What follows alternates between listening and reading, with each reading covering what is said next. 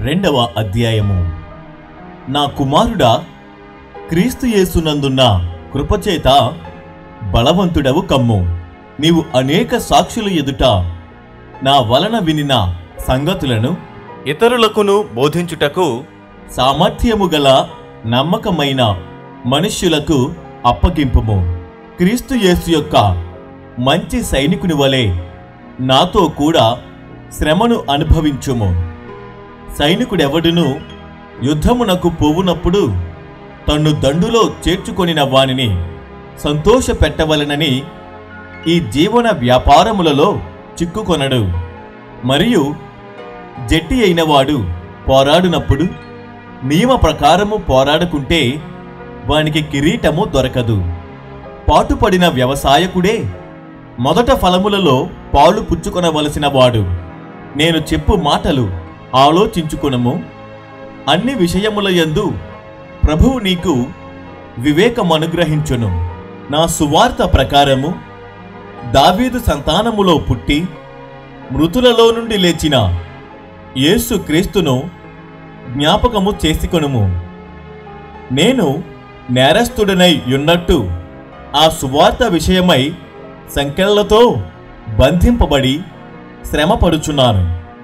అయినను దేవుని వాక్యము బంధింపబడి యుండలేదు.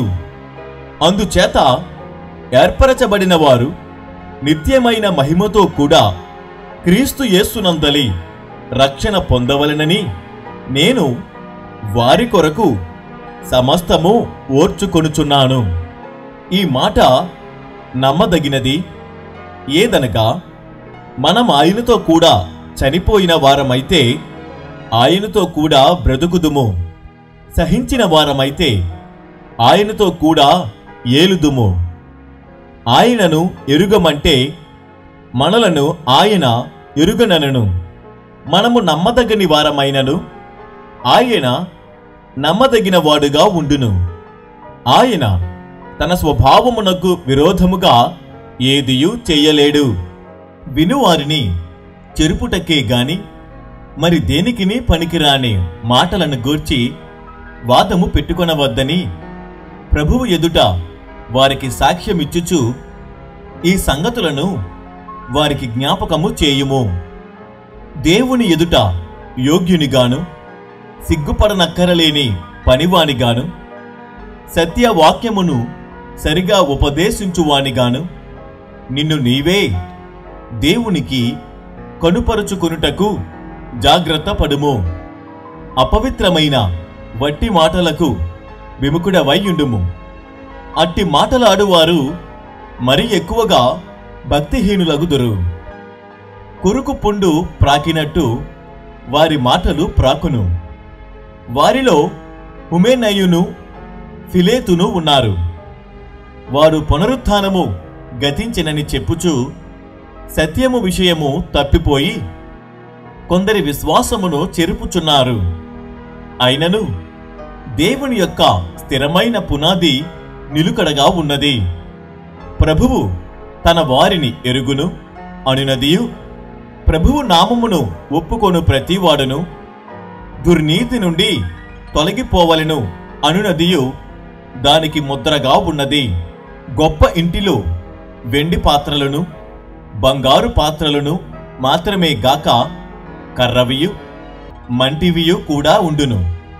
వాటిలో కొన్ని ఘనతకును కొన్ని ఘనహీనతకును వినియోగింపబడును. ఎవడైనను వీటిలో చేరక తన్ను తాను పవిత్రపరచుకొనిన ఎడల వాడు పరిశుద్ధపరచబడి యజమానుడు వాడుకొనుటకు అర్హమై ప్రతి సత్కార్యమునకు సిద్ధపరచబడి ఘనత నిమిత్తమైన పాత్రయ్యుండును.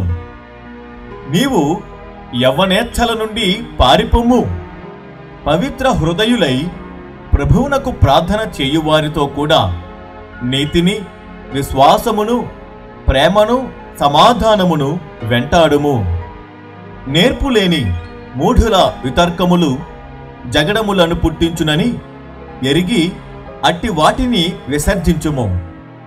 సత్య విషయమైన అనుభవ జ్ఞానము వారికి కలుగుటకై దేవుడొకవేళ ఎదురాడు వారికి మారు మనస్సు దయచేయును.